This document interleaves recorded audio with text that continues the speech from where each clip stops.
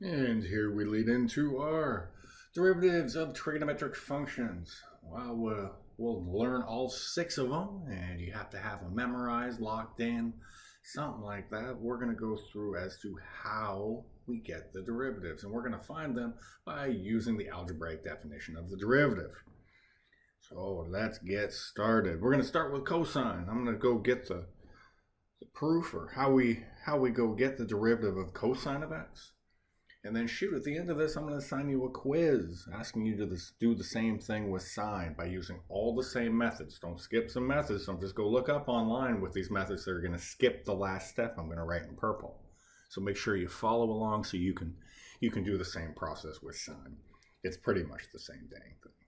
So here we have a function of x is equal to cosine of x, and we want to find this derivative using the algebraic definition. So we're like, wait a second.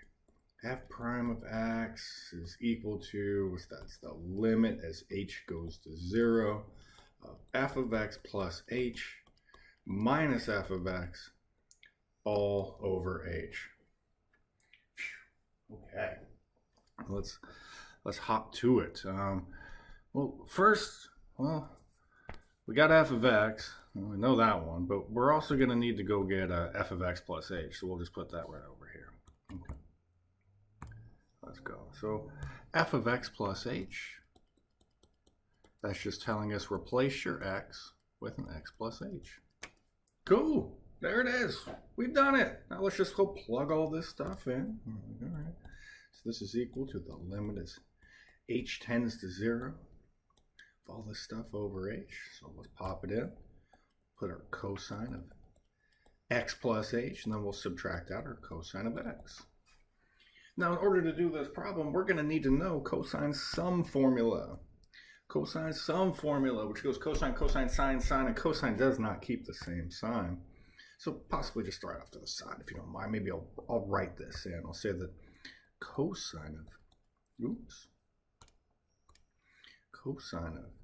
x plus h is indeed equal to cosine x cosine h minus sine x sine h.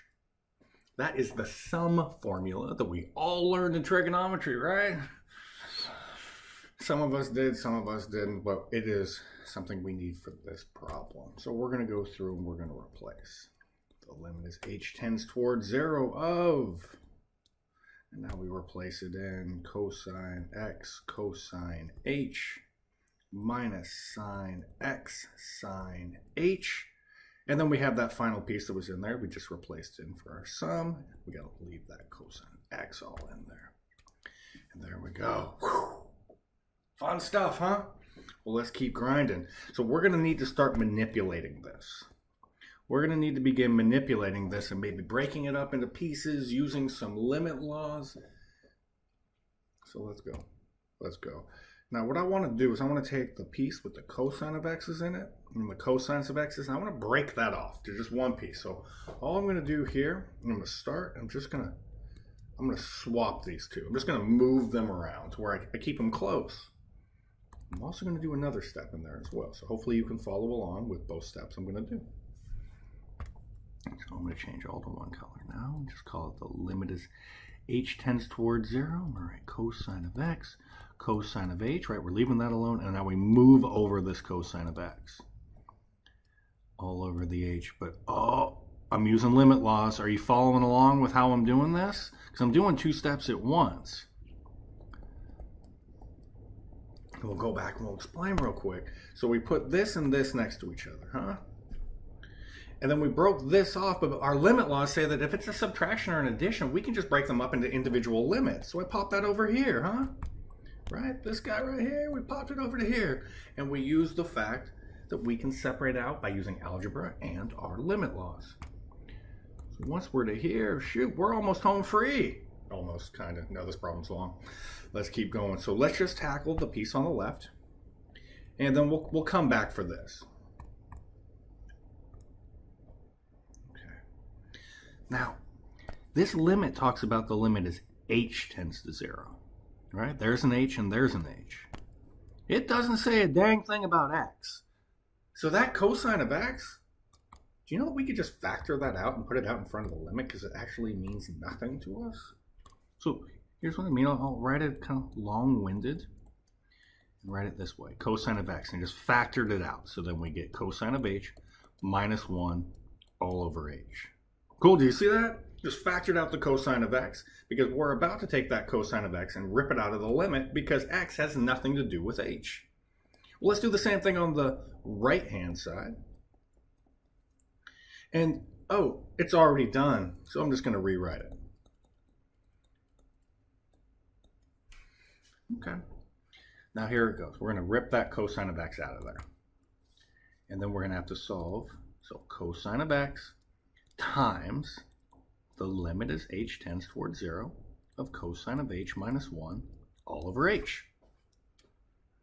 And then minus, now we're going to do the same thing with our sine of x. We're going to rip that out to the front. So that sine of x comes out to the front times that limit as h tends towards 0 of sine of h over h. Hey, I know that. Haven't I been babbling on about that silly thing? I know it says h's now and it doesn't say x, but it doesn't really matter what the picture says. That could be sine of smiley face over smiley face. It's the limit as smiley face goes to 0. Those are just pictures we use, so don't get confused because it says h. We can make that work. Now, we're going to have cosine of x times something. We're going to have to go figure out what the heck this equals. I'm going to go do this off to the side because it's a lot of work. It's actually going to take quite a few steps to get this limit done. But this one, not so much. We get the sine of x, and then when we go to replace that in, the limit is h tends towards 0 of sine of h over h. Well, shoot, that's just equal to 1. So there we have it. Now, the only thing we have left to do here is we need to go through and find that limit as h tends towards 0 of cosine of h minus 1 all over h. So let's do that off to the side, because it does take a little bit. So let's take this piece. Our cosine, our limit is h tends towards 0. Cosine of h minus 1 all over h. And we're going to try to go and solve this thing. All right, we'll solve it.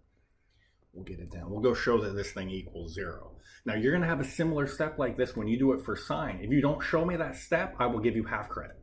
So everything we're about to do, because online when you go to try and like just copy down what it says, it always skips this step. So if you skip this step, I'm only going to give you half credit, all right? So don't skip this step of finding the limit as h tends towards 0 of cosine of h minus 1 over h. Cool, I want you to get the credit. Now here we be. We'll get into this, and when we're done with it, we'll pop in our answer. It's gonna be 0. So what we want to do is we look and say, hey, there's a subtraction. There's a little subtraction going on there. Why don't we hit it with its conjugate? Cosine of h plus 1, top and bottom. We should be pretty good with those by now, huh? This h tends towards 0. We got our h, and we got our cosine of h plus 1 down below. So we have a difference of squares, so it looks like we're going to get cosine squared of h minus 1. Okay. Would you mind if I just do a little trick here? Did you know that 3 minus 4 is exactly the same thing as the negative of 4 minus 3. So if I want to turn this around, I just have to change its sign, right? So let's turn it around, and I'm going to change its sign. I'll put the negative out front, because I'm about to flip this around and call it 1 minus cosine squared of h. All over. And we do this because 1 minus cosine squared, I mean, we all know this. There's no way we ended up in calculus and didn't know that 1 minus cosine squared is equal to sine squared. Shoot, even my lack of trigonometric skills, I at least heard that, right? Well, if you didn't, no worries. Get better. We got this stuff. Got to put in that effort. So we're going to swap that thing out and call it negative limit as h tends towards 0. All this stuff. And we're just going to swap it in for our sine squared. And here it is. Isn't sine squared equal to sine times sine of the variable? Sorry, I'm speaking very rudimentary. So this is two things. So I'm going to cheat. Y'all got a pencil, don't you? So instead of calling it sine squared, I'm going to call it sine of h times sine of h. That's the same thing as squared. That means you're multiplying it by itself. And now what I want to do is I want to take the limit laws telling us that we could break this up. We can separate this and turn it into two separate limits by our limit law. Saying if it exists, you can break it up into two different limits. So let's do it. So we can say that this is equal to the negative limit as h tends towards 0 of sine of h over h times the limit as h tends towards 0 of sine of h over cosine of h plus 1. There we are. I already know this freaking answer, huh? Haven't we already done this? Didn't we do that one? We know that equals 1, huh? So we get this is equal to negative 1. And now we just got to figure out what this is. Oh, just plug it in. Cosine of 0 is 1. So we plug that in. You get sine of 0 over cosine of 0 plus 1. Well, shoot. Sine of 0 is 0. Cosine of 0 is 1. Oh, shoot. This is equal to 0. Once we have this, we're pretty much home free. We just take our 0. We bebop it all the way back into there. And now we can finish. So cosine of x times 0 is equal to 0. And negative sine of x times 1 is equal to negative sine of x. Therefore, the derivative of cosine of x is equal to negative sine of x. We did it! Hooray! We have done it. Oh, this is the whole, look at all that stuff. Jeez Louise, huh? It's a ton. So let's assign your quiz right now. Let's assign your quiz.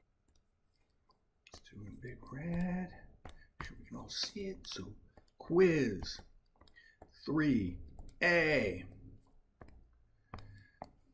Oh. Use the same methods to find the derivative of sine of x. Okay? So you're going to take f of x is equal to sine of x. You're going to go through and use the same stuff by using the sum and the difference formula. If you get stuck, don't worry. This proof is online. You can go and use it, but make certain you show all steps. Like, I don't need you to show every little thing. Like, I don't need you to have all this stuff off to the side. I don't need you to do every step like that, but I do need you to show why something equals 0. If you just jump it and you say it's just straight from here to here that just equals 0, I'm taking half your points. I want you to show the whole thing, okay? So go through, get this stuff done. It's going to be helpful. I know it seems a little, not a little, but it's a lot. It's definitely a lot. But do your best. Hey, maybe show up to class and like ask a question. Maybe talk to your past peer. Maybe you shoot me an email. Do something to help yourself. All right.